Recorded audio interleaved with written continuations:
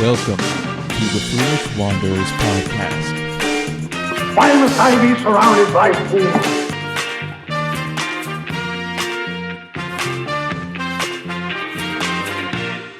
Welcome, Wanderer.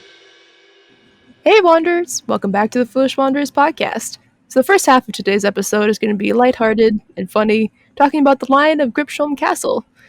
And then if you want to stick around to the second half, we're going to be talking about the lore of Lake Lanier, so going into some of the history, which gets pretty dark, so we understand completely if you don't want to listen to that part. But yeah, so we're going to start with the lighthearted half of the episode with the Lion of Gripsholm Castle. Take it away, Kendra. Oh, we're starting now. Okay. So I think last week's episode, so episode 27, I mentioned, maybe very briefly, the Lion of Gripsholm Castle. I think we've talked about both these topics, and then just were like, oh, back to the episode. And then now this week we're kind of going more in depth about both of our topics. Mhm. So this is the lion. The Lion. Coconut. Where is that from? I think it's an old song. Let me look at it. I think it's an old song. I remember there was a show called Chalk Zone that sang that song, but I don't know where it started. Okay. I just remember kids on the playground, like in elementary school, would sing that song. And I really? never knew where the heck it was from. It's Put the Lime in the Coconut, but Harry Nielsen. Don't know who that is. 1971. Never heard of it. Neither. Not my style of music. So it's just a song. It's not from like a movie or... Okay. Yeah, I think it's just a song. What a horrible song. I can send it to you. Is there any other lyric besides put the lime in the coconut and shake it all around? Or is that the whole thing? Shake it all around. No, there's other lyrics. There's more lyrics to the song? Yeah, here, let me look them up quick. Brother bought a coconut, he bought it for a dime. His sister had another one, she paid it for me lime. She put me lime in the coconut and drank them both up. Oh, so it's a whole story about purchasing a coconut. Okay. And putting the lime in there. And he's talking about Who a doctor. would have thunk? That so he asked the doctor, apparently, what he could do to cure his belly ache.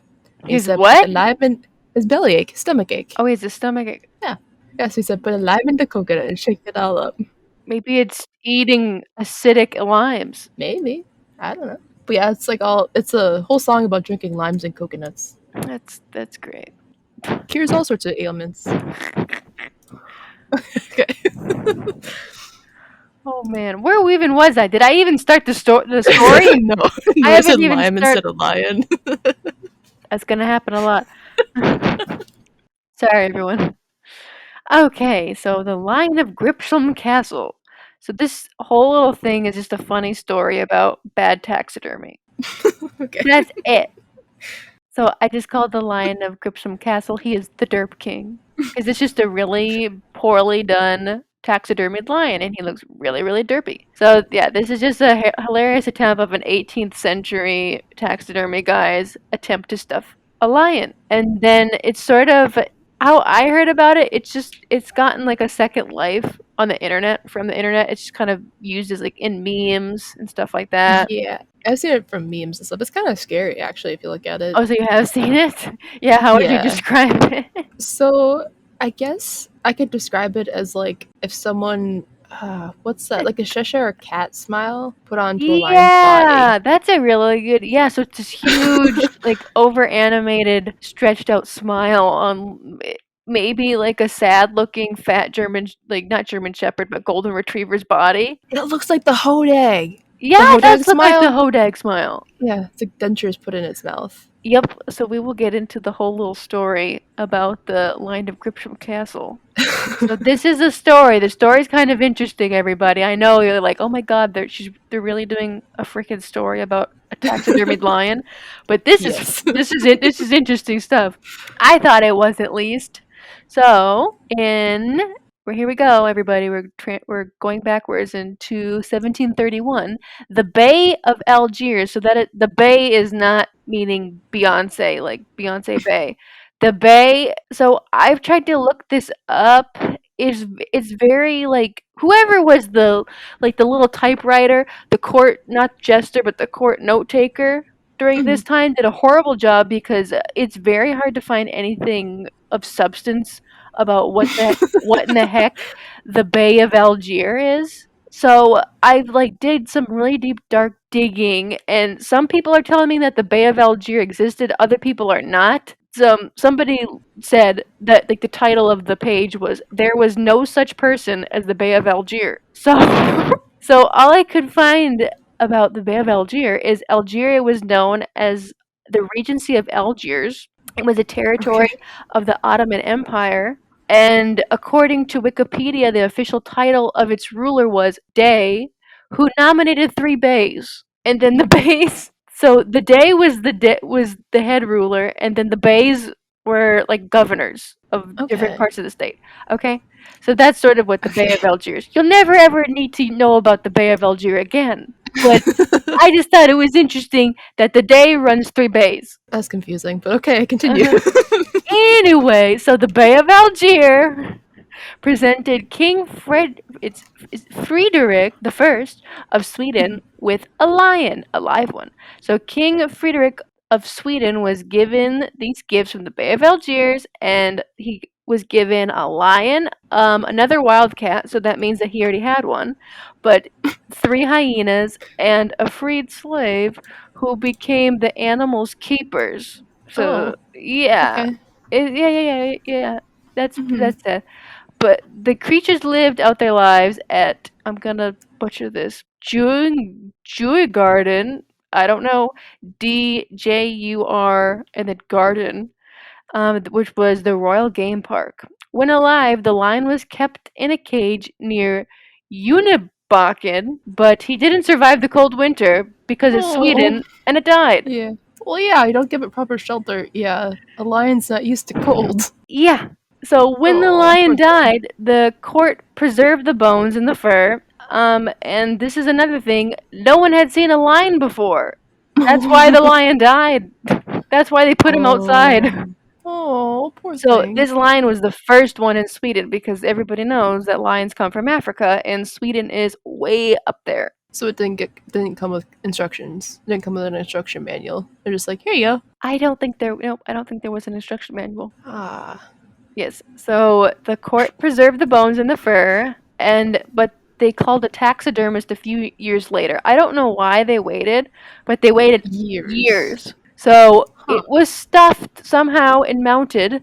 However, the taxidermist and the museum keepers had never actually seen a lion before, again because this is the first lion ever to come to Sweden, and they did not know how the heck it was supposed to look.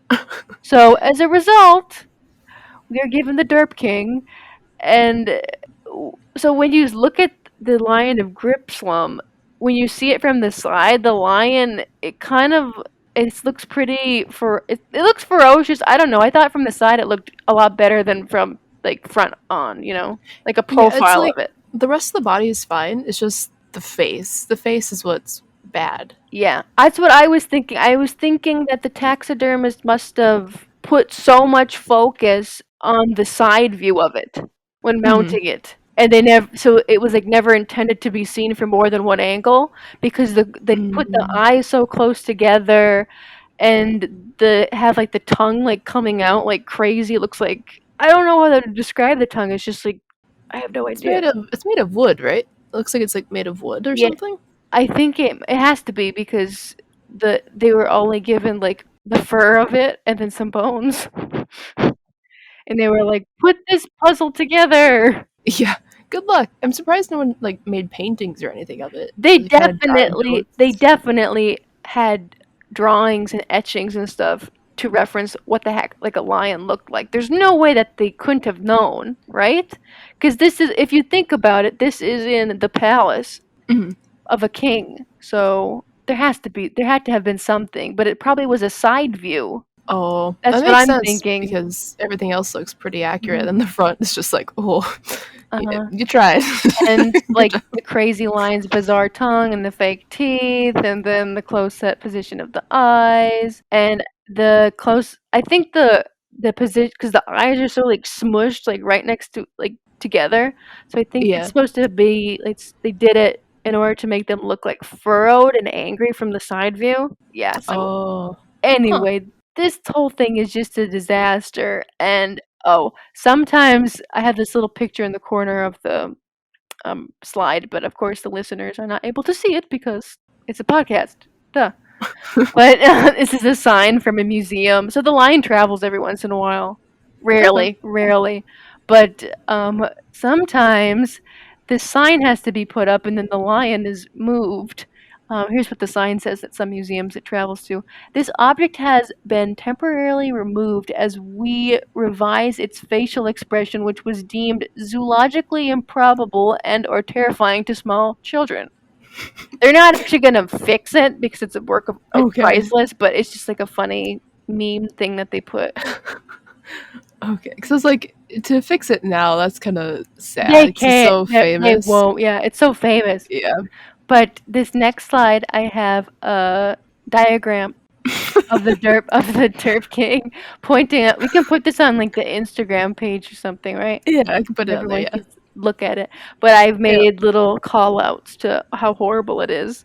So again, we've got like very narrow eyes and the pupils are not in the center. So the lion looks like it's looking like up to like the right corner of the room or something. It looks like the troll face. If you look at like the Yeah. Yeah. yeah, it has like the mischievous plus the mouth with the tongue. It all looks like a very trolly face. I know. And then it's got like so if you think of a lion, you're gonna think of like one of the things you're gonna think about is the mane. How huge the mane is, right? I think it depends how old they are. 'Cause I know, like, I think as they get older, they have bigger manes, but I think the younger males. Let me look that up. Oh, they grow into it. I think so. Let me look it up quick. Anyway, this lion, the taxiderm is like shaved down, so it's nearly bald. The mane is so thin. That's why it Oh, looks more like a golden retriever, like a big derpy golden retriever to me. it does. The ears are different, but yeah. Otherwise, it looks like a golden retriever. It has only one side with whiskers. The taxidermist like plucked the other side clean. Oh my gosh, why? I don't know. So since he was only given bones and the fur and stuff like that, Mhm. he didn't know what the teeth of it looked like, so he gave it human teeth, like huge human teeth. Like it looks like if you gave a lion those like plastic toy like chatter like teeth It looks that like wind up. If you give them like huge looking dentures or it looks like the begging commercial for the dog strips. The begging, oh yeah, those because like they have human teeth. The dogs have human yeah, teeth photoshopped in. those are creepy. Look Yeah, how big the teeth are. yeah, they're big. It just looks like dentures. Lion dentures. Yeah, I found that apparently not all male lions have big bushy manes. Some see, there are many lions around the world that without manes, and some are less pronounced. So it could have been a different. This one this one, the information that I found for this one was that it was captured in Africa. Okay, so yeah, I could have just shaved it down, which is sad because it's like, why would you They do that? didn't know. It was just like he was like, I'm gonna make a lion. I don't know what to do. I don't know what it looks like. I got these bones and this piece of fur. Here I go. I Gonna guess, make a yeah, lion. And then last but not least, it's got this huge protrusive, like stuck out tongue. yeah, And it is like probably like three sizes too big for it. yeah, at least, yeah. It looks like a steak. It's like a Mhm. T-bone steak. Okay. Here's some more information I got about this thing. Because Lord knows history is sometimes wrong. So this was so when I was digging about this lion, this taxidermist lion, because I did a big, deep, dark dive on the interwebs for information about this thing.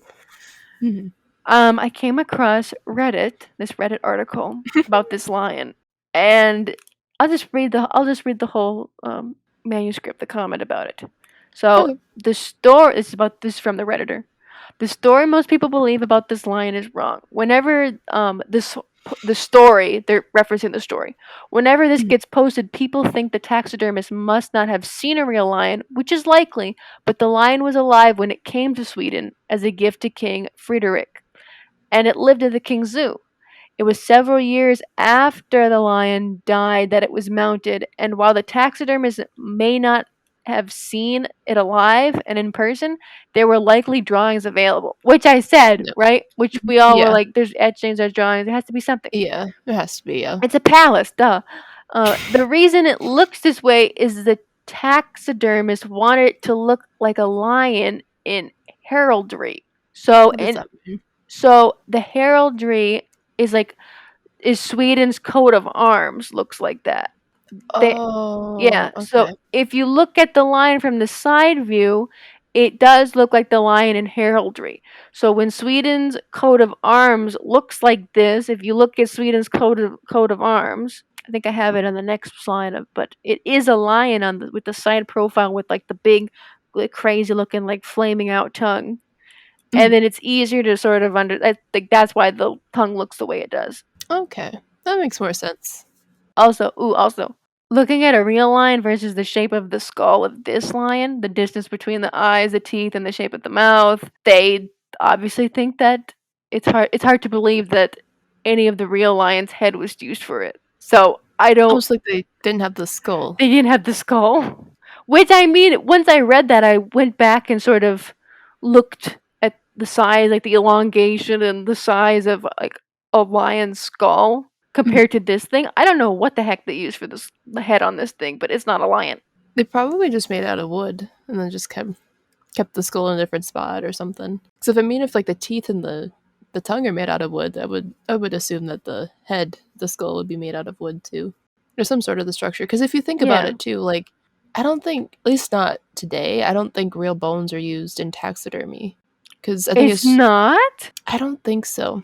Maybe some forms, but I'm pretty sure that, especially for like bigger animals, they use like a foam inlay, because otherwise you have to build anyway. Like you'd have to build like the skin and the muscle around it anyways. Mm-hmm. So like the bones wouldn't really be, I guess, useful, because you have to like tie them together, because like you don't have the tendons or muscle to keep them together anyways.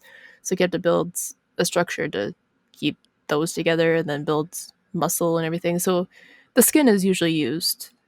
Well, it is used for taxidermy, but then you put it over a different form. I did not know that. How do you know this? It's probably History Channel. I probably watched too much History Channel as a child. I am impressed. Thanks. I wouldn't say I'm 100% correct. You talk to your local taxidermist or whatever, but I don't have one that I know. Yeah, but I'm pretty sure, because otherwise, if you think about it, because like your bones are held together with like tissue and ligaments and stuff like that. Yeah, so just to have the bones, like, yeah, it'd help definitely get like the sizing and like the basic structure of it, but overall it'd be more difficult. Well, that was I didn't know any of that. That's a fun fact. Oh man, I think on TikTok there's a lady that I saw making a taxidermy of a horse. What isn't there of TikTok of? Very true. I would rather see stuff like that, interesting things. There was another guy, what was a TikTok that's going around of this man that developed like a lake cleaner, water cleaner that's all organic, and it looks kind of like sawdust. And you just dump it in this dirty water, and apparently, I have no idea how, all the dirt just rises to the top of the water, just like that. And you just kind of scoop it out. And he was showing a video about how he cleaned this entire huge, disgusting looking green algified lake, and it just cleared it out. And it was just blue water. It was amazing. See, I'd rather see stuff like that on TikTok than like little children dancing in their parents' bathroom. Yeah, I agree. Like that's so weird. Yeah, you scroll for like 2 hours and you find the one video that's like, oh, that's really cool, and you go back to people dancing. Like dancing at the I just can't stand it. It's just Some of it's funny. There's some that I found that are very Vine, like they have very much Vine energy, and those are fun. But you have to scroll for like a good. I mean, some dancing's fun. I like some of the dancing, but after a while, it's like, okay, I like to see some comedy or like cool inventions or something. I just don't like the dancing. It's just always it's always a child. They're always in their parents. It's always in their parents' bathroom, and they it's all the beginning of the video is always them like securing their it's like they have like the nuke codes or something. Like it's a secret. They're like all secretive about it. They like check the door and they're like okay, and they set up the camera. It's like, what? And then they start doing their little dance. What side of TikTok are you on? I think we're on completely different sides. No, and I don't care, and that's why I got rid of TikTok. I couldn't stand it. Fair enough. Yeah. Oh, children dancing. Oh. There are things that I don't like, and that's public dancing and it's public singing. Both of those things make me cringe harder than anything. You don't like flash mobs? Oh, that's the worst. I'm so glad that came and went. Oh. It was so bad. Oh my god. I see. This is how much Man. I hate that stuff. I want to move on to about the taxidermied lion. Let's keep going. Let's keep going. Okay. Let's keep going. So, where were we? Oh, yes, yes, yes, yes. So again, the lion was probably used as inspiration for the Swedish heraldic emblems. Is it heraldic or is it heraldic? I don't know. Probably heraldic. Heraldic sounds better, doesn't that? It sounds more regal. Yeah, it sounds more heraldic, not heraldic. Heraldic. Heraldic. Heraldic sounds a lot more elevated. All right. So so what I'm saying is, people, the whole like taxidermist being like a Momo, not knowing what a lion looks like, that's like fake. That's like a myth, fake legend, tall tale, whatever you want to call it. This is more the bread and butter of why the lion looks the way it does, is because it was supposed to be it was inspired by the Swedish heraldic emblem. So Sweden's like logo, the royal logo. So, like, why did they choose a lion in the first place? Is it because it's like a powerful animal? Is that why they Yeah, chose it's probably it? Or? yeah, I Okay. think so. I mean, I've tried to look more into that, but I really couldn't get any. They have so many different like Yeah. crests and stuff like that in Sweden. But Yeah. yeah, so we just look up Swedish crest of arms, and you will see the lion again in like profile side view with his tongue sticking out like a flame, which is very much like the Lion of Gripsholm Castle's tongue, right? Yeah. Mm-hmm. But so in the 18th century, not 18th century, the 19th century, so 1800s, the lion was moved and exhibited at Gripsholm Castle Museum, which is in Sweden. It was a former royal residence, and now it's a museum. That'd be cool. That'd be cool to go see. You can go see it, but you can't take pictures in that museum for some reason. Is it because everything's so old? Is that I why? think so. When I Okay. tried to like find images of it in the museum's so dark, and it reminded me of when I went to the National Archive Museum in Washington D.C., which has the Constitution and the Declaration of Independence, and it has a bunch of other old documents. Mhm. But they have the lights so down low because light damages the piece. Yeah, it damages. It's like if you left the stuff on the moon, it bleaches the flags or it Exactly. deteriorates stuff. Good callback, Katrina, to our was that our last episode? 2 episodes ago. 2 episodes ago, yeah. Hey 26. everyone, if you haven't listened to it, and if you're a new listener, you should go listen to Weird Stuff on the Moon and the Norwegian Spinning Glide. Yeah. And you can learn about weird That's a stuff good that's on the episode. moon. That's a great episode. There's an art That's a museum on there, technically. Technically an art museum. There's an Andy Warhol piece on the moon. Oh. I mean, yeah, it's like, I don't really care about him, but No. a lot of people do. Yeah. I see people all the time with the Marilyn Monroe, you know, Oh, the pop art the piece. pop art piece. Mhm. All the time on bags, on shirts, on their wall, and I'm like, oh, you're an Andy Warhol fan, and I'd say about 60% of them go, huh, and then the rest of I them mean- go like, I love him, but It's a iconic piece. You know, I'm sure it's been ripped off so many times you can't keep track. So all right, can you? I don't know. He would. So, fun fact: I do know what I'm talking about. This part, okay? I do have Okay. a minor people in art history, but Mhm. Andy Warhol would do screen prints of. Okay, that's how he made his art. So Oh. his pieces of Marilyn Monroe, of Elvis, of the Guns, of Elizabeth Taylor, Muhammad Ali, you name it. How many ever celebrities he did? They're all screen printed. And he would Yep. not clean his screens. He would just keep going and going and going and going and keep using the screens.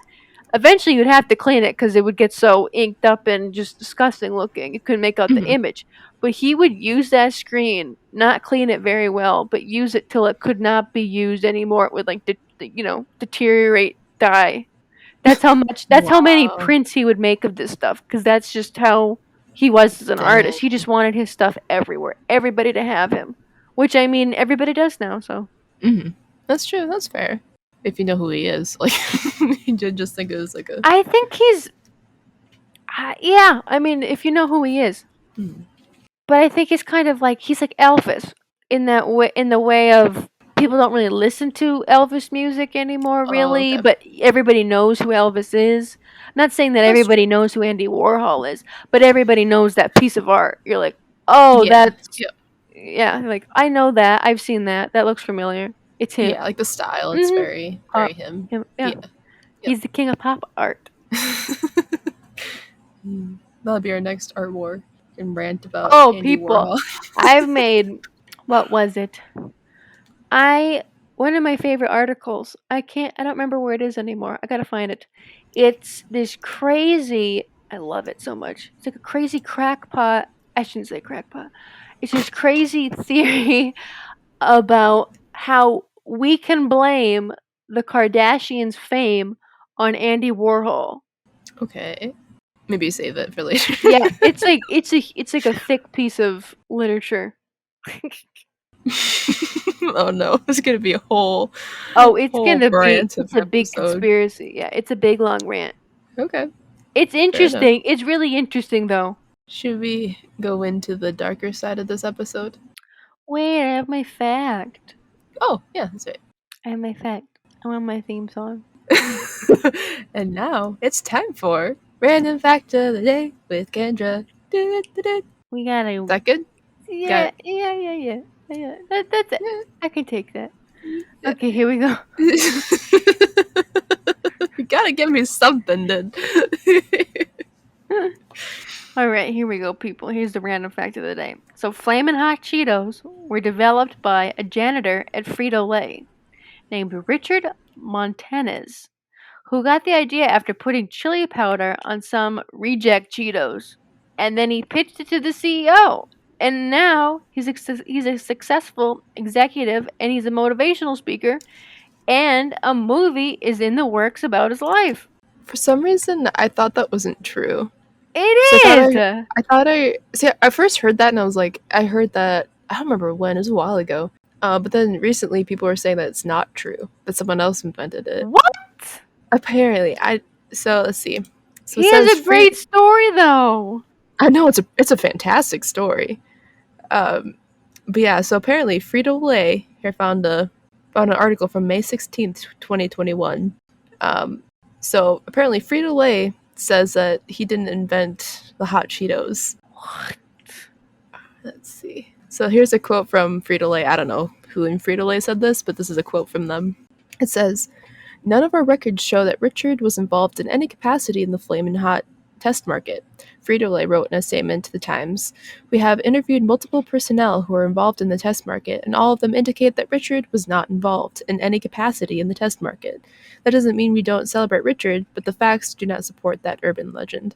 So I think that they're lying.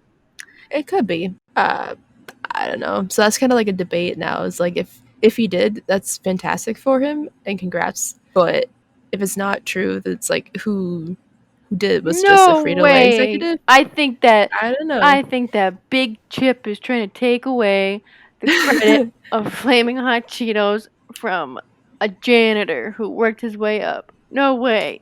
I mean, it could have been. I don't know. And if that's what Frito-Lay is doing, then no, that's horrible. And stop it. They all do that. Yeah. So I really hope that Montanez like actually created it, because it has a fantastic story. I'm not gonna lie. Like that's a story I believed for years that was true. But I still believe it.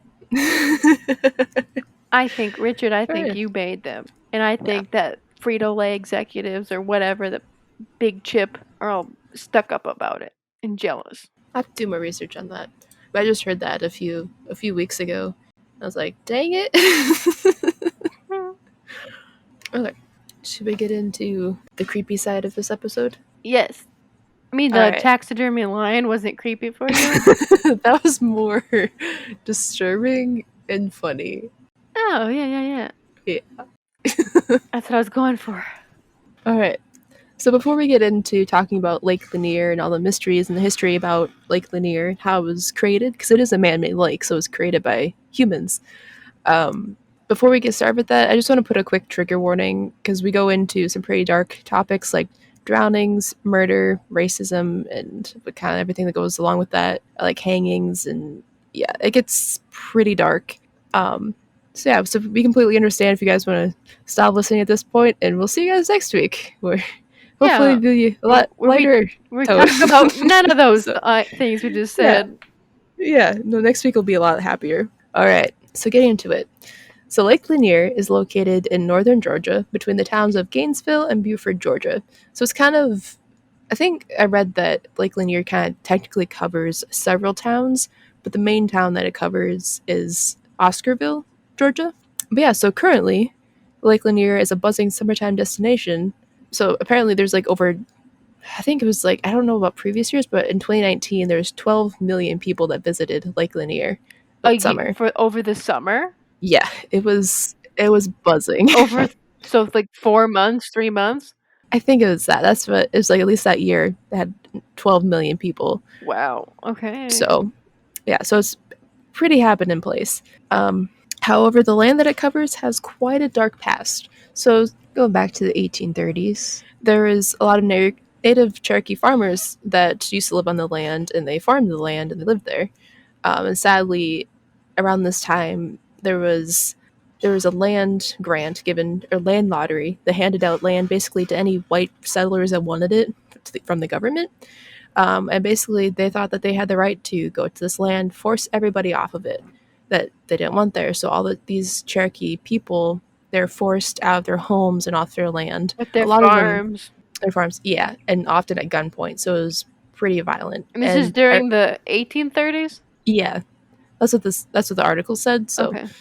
Yeah. And I read in some articles too that some of them hid in like the nearby forests and stuff for a while so they didn't completely get driven off their land, but basically everything was taken away from them.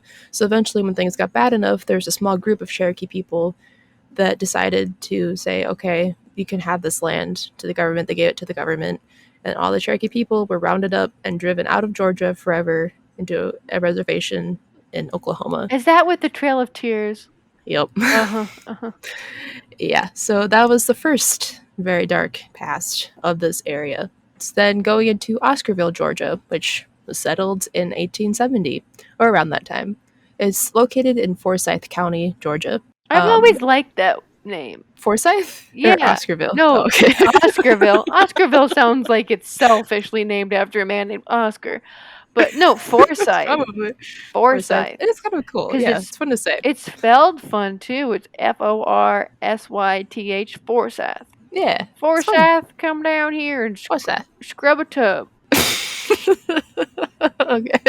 Forsyth. Yeah, so it's a pretty popular town. I guess this town too, during like the Great Depression, it was actually one of the few towns that made it out okay.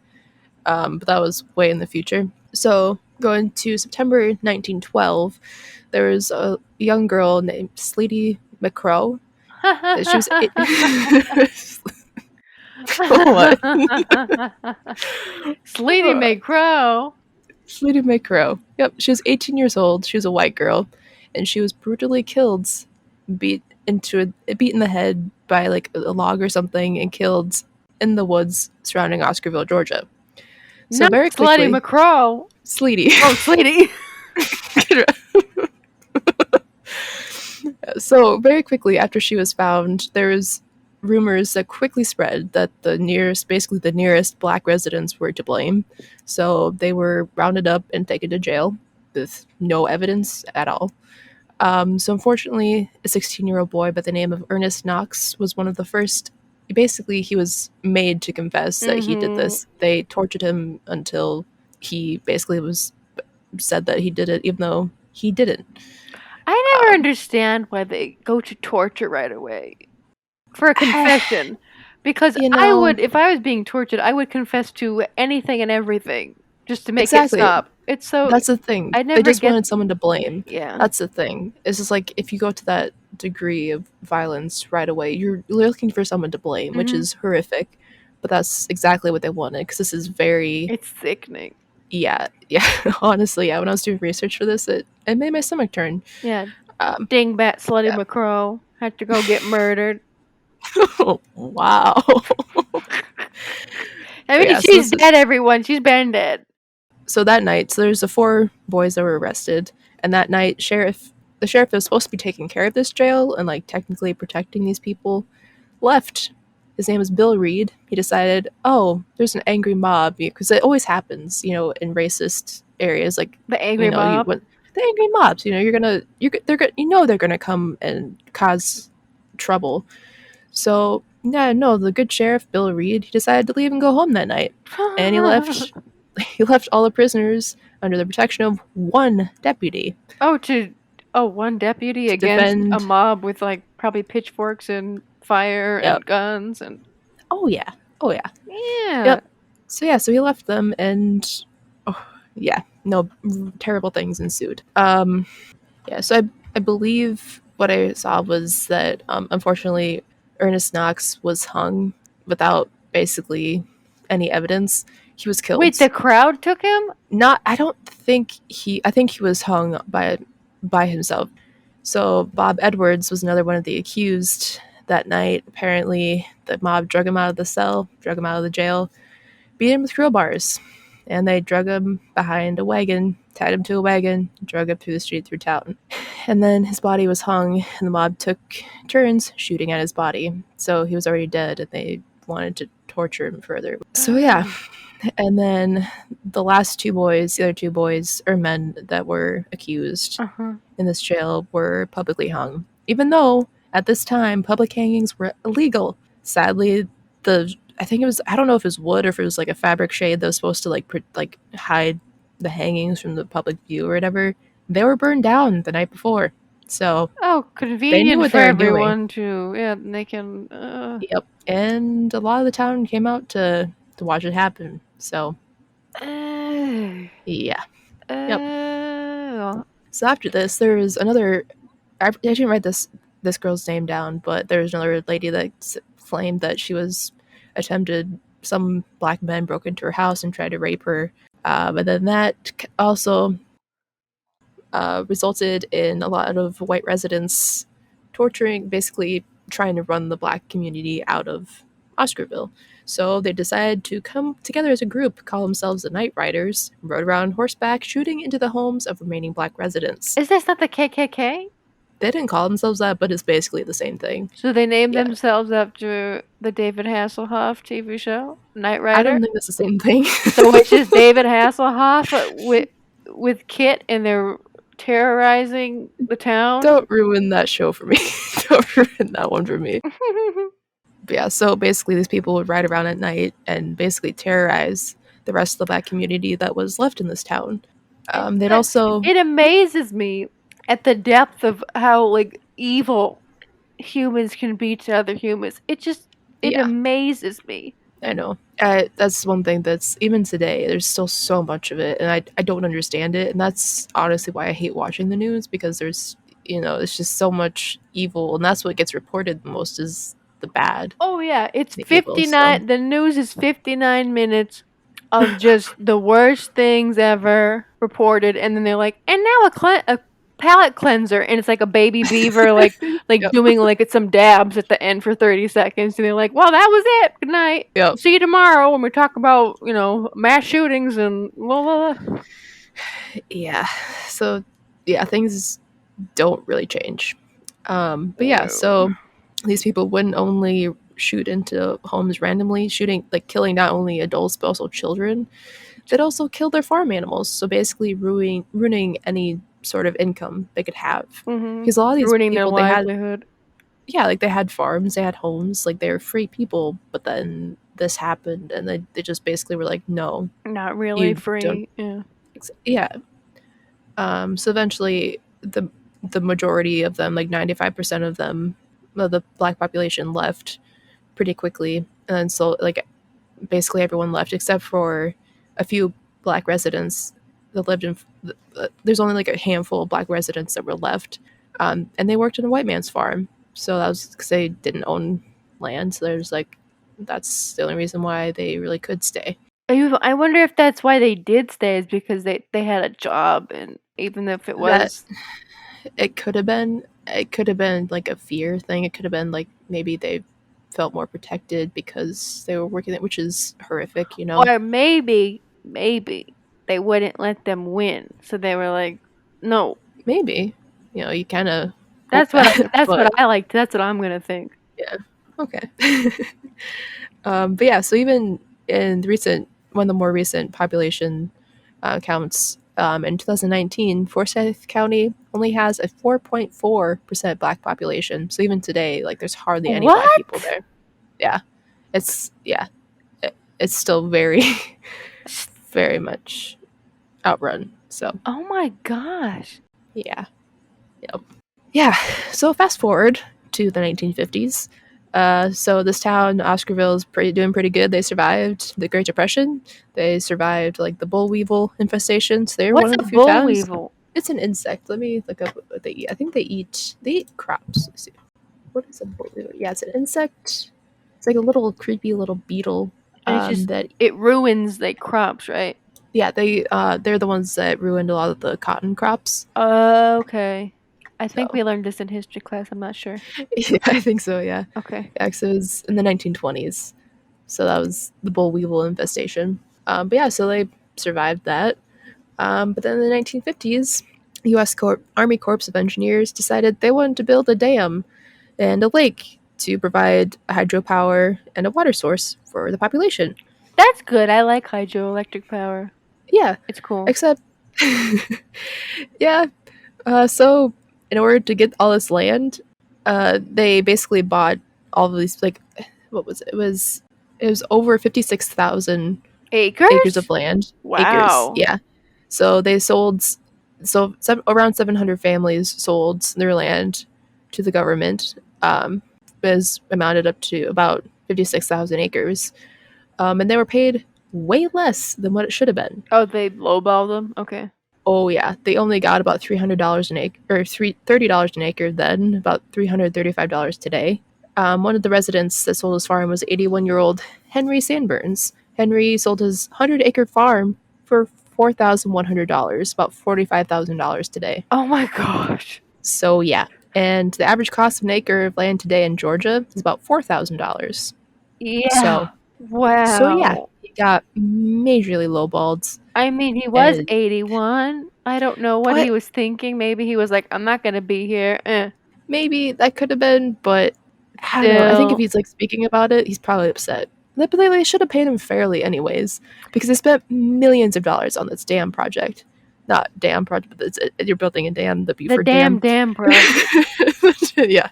So like they spent millions. I don't know. They could have afforded to pay them fairly. I mean, yeah, but yeah. Definitely. Yeah. I feel bad for all the families that got lowballed and everything, but I mean, that's just Mhm. how you look at any business. Yeah. That's just what happens. Sadly, yeah. Unfortunately. Yeah.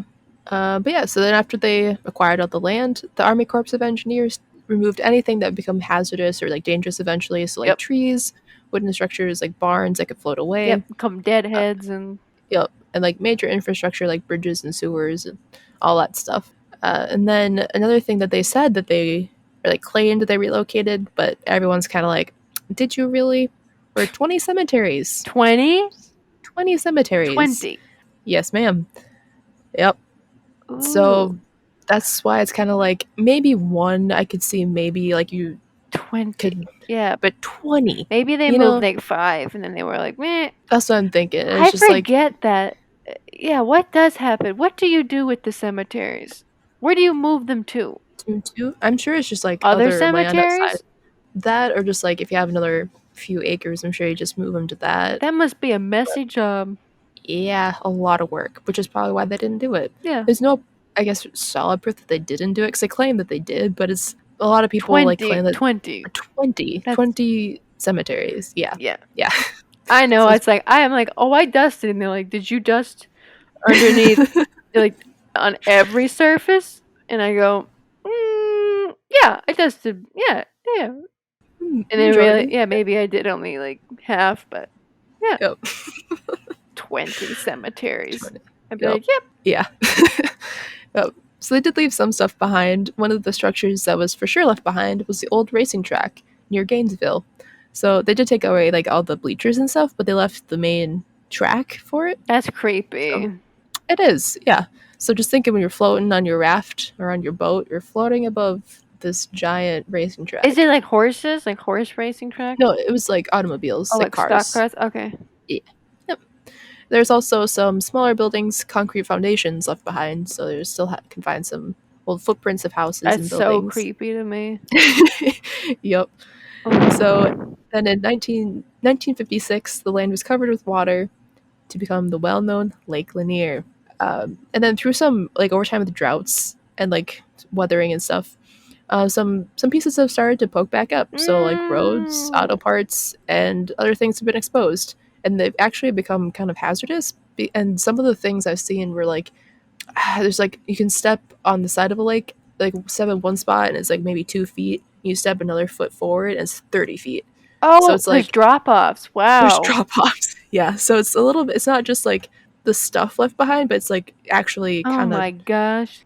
like uncontrollable terrain. Drop-offs are scary. Yeah. Oh my god. When I Yep. had my old dog, who was a little Pomeranian, who had a Mhm. lot of attitude, named Lou. A lot of sass, a lot of attitude, a lot of character. That's why I loved her.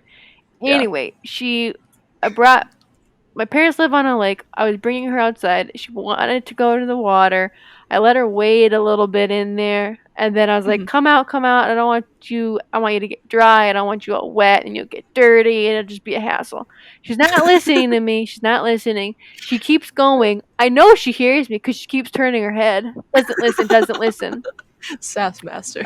She keeps walking, like drinking water, whatever she's doing. I notice she's getting very, very close to where the drop off is. Oh no. So I call her one more time. I'm like, Aloo. I'm like, come here now. Come here. Doesn't. Looks behind like her shoulder while she's walking forward. All of a sudden, No. poof, she's gone underwater. Oh shit. Yeah, she walked. She was her feet touching, right? And she walked off the drop off and she comes up later like paddling and like crying and yeah. Oh.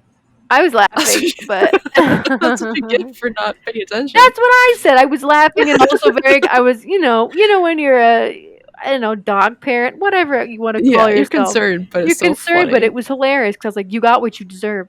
Yeah. You got what you deserve. Oh man. Yep, drop-offs are scary. Yeah. Yep. So then along with that history of Lake Lanier, there's also a bunch of myths that have come from it. So one of them is that a lot of people have claimed to see catfish the size of Volkswagens, so the size of cars. Like bugs? Like Volkswagen bugs? Like the Beatles? Yeah. Oh my gosh. No way. Yeah. So a lot of people have claimed to see them. And then in 2017, a longtime diver, Buck Buchanan, told local media that sometimes he felt body parts in the lake during many excursions. This is his quote. What? This is his quote. You reach out into the dark and you feel an arm or a leg and it doesn't move, he said. So a lot of people have reported like feeling hands around their limbs and like pulling them down. There's like yeah, so it's just like that's a lot of why people think it's so haunted from like the cemeteries is because like they think they feel people grabbing at them and like trying to pull them. That's just nightmarish fuel right there. Nope. Yep. I cannot tell. I just if you've swam in a lake where it has a lot of weeds and stuff, the weeds sort of do that around your ankles, and that is so terrifying when you get like your foot gets caught or wrapped around some weeds and you kind of feel a little bit resistance. Yeah, because That's it's like freaky. I can't imagine the body parts. Yeah, well, it's like I haven't been swimming in lakes very often, but that's why I'm always afraid of and like very cautious of like staying away from seaweed and stuff because or like the kelp or whatever grows. Yeah, because like I don't want to get stuck in it if I'm underwater. Then you can't. And it die. Yeah. Mm. Anyway. Anyways. um, so another one of the popular urban legends involves a car wreck. So a sad story was in 1958. There was two ladies that were driving in a Ford sedan, and they basically drove off of a bridge and tumbled into the lake, or like fell off of it. Something happened, and they fell into the lake, and they couldn't recover it. But then people say that they see one of the ladies. They call it the Lady of the Lake. Oh, like in King Arthur. Sure. I don't know too much about the story. That's what the lady who gives him Excalibur, the famous sword, is named. Oh, The lady, okay. the spirit of the lake, the Lady of the Lake. Cool. Mhm. Well, this Lady of the Lake wanders the bridge at night in a blue dress that's lost and restless. Oh, so So not quite as cool as giving you a magical sword. no, that's good. That's but, great. Yeah, this. Yeah. And I have heard the creepy cousin. Okay. So I have heard some accounts where apparently they did eventually find these, at least one of their bodies, and then they saw the ghost of another one, and they found the other one. So they both eventually got recovered, I guess. So then I think what they say is like she's no longer there because they were both recovered, but I could be wrong. Yeah, and then another one of the ghostly apparitions. There's more. Seen. There's more. Yep. So there's another one. There is a mysterious raft that's seen floating on the lake at night, pushed by a shadowy figure with a pole. No. With a lantern. No. Yep. So the people who claim to have seen this apparition say that it seems to appear and disappear out of nowhere. And then apparently, one sighting was two fishermen. They claimed to have seen it about 1 a.m. on a cold, like, autumn night. The raft was spotted in the section of the lake that is known to be roughly about 45 feet deep. That's pretty deep. So it was like pushing this raft along with a pole at 45 feet deep water. It says, however, the raft's operator had no difficulties pushing it along. And then the two fishermen watched as the figure traveled along before suddenly shouting. It shouted and jumped off the raft into the freezing water. What? So then they quickly the fishermen pulled up their lines and prepared to leave. But as they shined the lights into the water, there's no sign of the raft or the figure. The lake was just calm and undisturbed as nothing had ever disturbed it. Nope. No, thank you. You can keep that. Oh, no. Yeah. Yep. So I'm going into some true statistics of Lake Lanier. So according to Mark McKinnon of the Georgia Department of Natural Resources, between 1994 and October 2020, 203 people have died in drownings and boating incidents at Lake Lanier. Oh my gosh. Is that Yep. okay? Is that, I don't want to say normal, but So since it's a popular lake, I don't know. I don't know how to word it. Is that normal for a lake? Here's another statistic. In 2017, a representative of Georgia's Department of Natural Resources attributed Lake Lanier's high mortality rate to a sheer volume of visitors. Fair. Mm-hmm. However, statistics gathered by Atlanta Journal-Constitution said that they didn't support that conclusion. Why not? It said at the time, Lake Lanier was only 7% more popular than Georgia's second most popular lake, but twice as deadly. Weird. How many times was it more like deadly than the other one? Twice. So okay. It was only 7% more popular, so the other one was still like crazy, like millions of people. Yeah. Oh but my Lake Lanier has double the deaths. Double the deaths. Yep. Should have moved those graveyards, people. Should have done your due diligence. Should have moved those last 10 or how many you had. Yep. Should have moved all 20. So apparently since its construction, Lake Lanier has claimed 675 lives that we know of. Jesus. So that you know of. Yeah. There's also believed to be about 25 undiscovered bodies on the lake. So no. Add more to that theory. No. Yep. Yeah. So why is it so dangerous? A lot of professionals say that the water is murky, the lake floor drops like randomly, a lot of drop-offs, and the bottom is covered with tree trunks, old structures, and other assorted debris that can ensnare swimmers and knock boats off course. Yep. And trap you. Yep. So yeah. What do you think? Do you think it's cursed? Is Lake Lanier cursed? Or is it just an unfortunate combination of a bunch of things and alcohol and bad decisions and boats and water and I mean, when there's a lake with that, I mean, yes, the combination of water, boats, alcohol, and bad judgment is definitely a factor. But you know, yeah. I It's still higher than think you should normal. have moved those 20 cemeteries. Yeah, a lot of people think the whole land is cursed because just all the bad blood and everything around this lake. That's a good point But too, since it's in the yeah, yeah. yeah. That's bad energy. So I can get that. yeah, Some places are just not nice, and yeah. Some that's people just definitely one of them. yeah. I don't want to. Woo! So don't go there. Please don't Don't go go to Lake there. Lanier. There's actually been a lot of like randomly. I think I first heard about this. I think it was like a year ago. I heard about Lake Lanier, and all of a sudden, like this year, I've seen tons of articles and tons of podcasts and like tons of things are just like don't go here. So it's like maybe there's something else that really is ramping A up. And Bruin. don't go there. Yeah, you don't go there. So don't go So there. don't go there. Go to the second most popular lake in Georgia. Yeah, Yeah. go to any other lake that's not cursed. Mhm. Go to the Great Lakes maybe. I I don't know. they're cursed. Yeah, there's a lot of stuff in there too. Mhm. Yeah. The Edmund Fitzgerald. Yeah. That's Mhm. kind of a cool thing though. What? Isn't that well not the actual This? event, Are you but talking isn't about that the song? no. Oh, Isn't that the one like right by the Glensheen Mansion or kind of around there?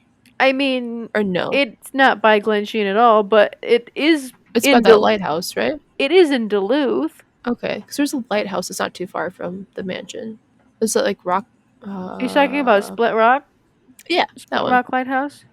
Yeah. Yeah, that's not too far from Glen Sheen, but I'd say that the museum for the Edmunds Fitzgerald, that museum is on Canal Park, and that's Oh, okay. quite a distance. But I mean, if you think about Duluth, you have the right idea. Like if you think about Duluth, it's The same general area. it's like if you think about San Francisco, you're gonna think about trolleys and the bridge and Alcatraz and Chinatown, and I'm probably thinking about what is it, Powell and Hyde Street, and the street that goes up like windy and twists and turns. You think Yeah. about all those. Yeah, it's in the same general area, but they're not like right Mhm. next to each other. But yeah, you Yeah. got the gist. There you go. Got something. Mhm. Alrighty.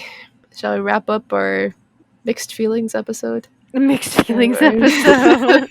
our funny and yet spooky and terrible episode. And this was It's dark. dark. It's yeah. The more you look into it, the darker it seems to get. Because at first, like when you hear Lake Lanier, it's like, oh, it's It's a over a town. lake. Yep. And then It's you're like over then you cemeteries. really did a deep dive into Yeah, you start looking at like what the land, like what happened there, and it's yeah, just like, oh, there's just so much bad blood. sadness. Yeah, bad. Yeah, Anyway, we'll probably have a happier episode next week to compensate yeah. for this. This grab bag episode. This Hey, we did our research. It wasn't a grab we bag. did. That's very true. I did so much research on that taxidermied lion. You have Yeah, no I did. idea. Who knew there was so much information about that thing? Honestly, just see it in the memes, and you're like, what is that? Oh, I told you what it is. Go look it up right now. Gripsholm Yep. lion. Oh man, it's the It's Megan at the Strips commercial dog lion form. it's at the top of the list of all bad taxidermy lists. It's number one. Yeah. It Yeah. it just is. Some I mean, I think it looks like that dog, the dog, the golden retriever. I think his name's Doug from the Up movie. I think it looks Dog's like cute. him if he was like an alcoholic and got into like a horrible car accident. Yeah, fair. Yep. He slimmed down some and got longer. Disfigured and just look at the face. But anyways, Yep. we gotta plug some stuff. Yeah. All right. If you guys want to email us with any like new episode suggestions. If you want to comment on our former episodes, give us shout outs. We can give you shout outs. I'll give you Offer advice. advice. Yeah, Kendra wants to give somebody advice. Yeah, I'll give you advice. Might not be the advice you want, but it's the advice you need. Oh, that's a good one. Alright, you can email us at fwplisteners@gmail.com, or if you want to follow us on Instagram at Foolish Wanderers Podcast. We do have a YouTube channel as well where we upload all of our episodes. I'm getting better at it. Whoop whoop. At Foolish Wanderers Podcast. Oh, and we So, have like on our Instagram page. I don't think we ever say this. We put companion photos for the episodes, so you can Yeah, so- look at photos that to get a better idea. yeah, so if you're wondering, like, oh, what does the Lion of Gripsholm look like? Mhm. Check out our Instagram. Yep. Give us a like, give us a follow. Yeah, give more context to our episodes. Yeah. So do that. Yeah. All right, guys. Thank you so much for listening. See you guys next time. Bye.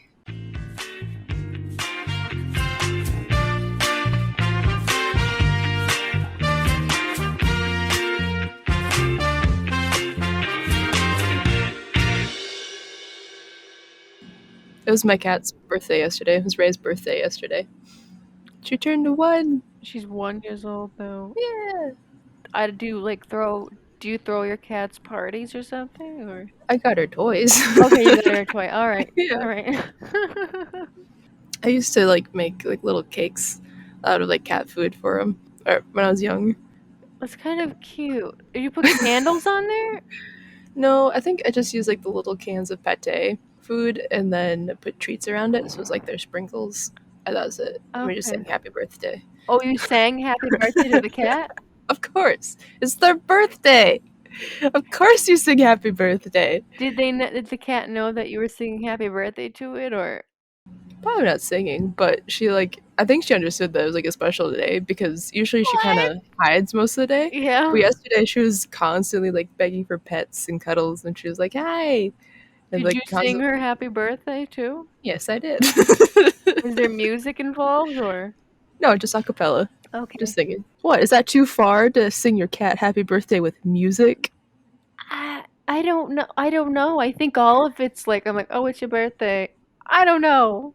You don't celebrate your dog's birthday?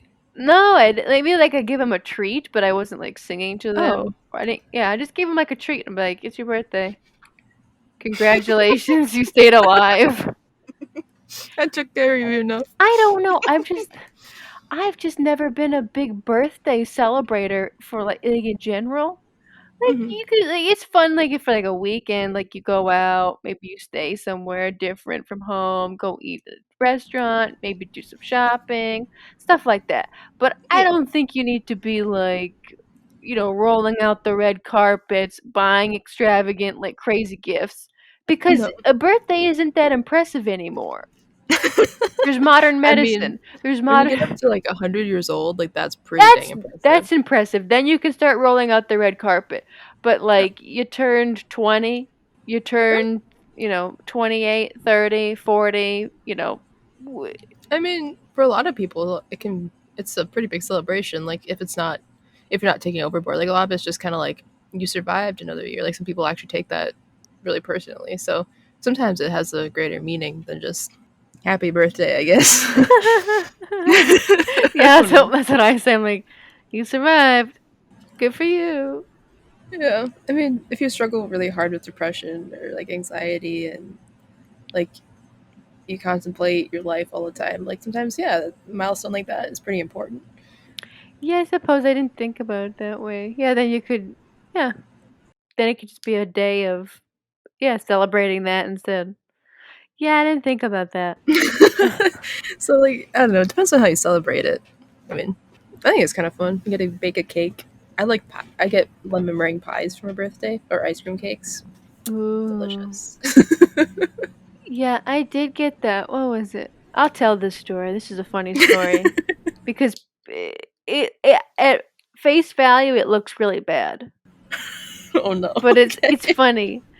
So this was it was just my 23rd birthday. I don't remember. This was a few birthdays ago, I Was that think. last year? I don't know, 2 years ago, 3 years 2 ago. years ago. I don't know how old Yeah. I am.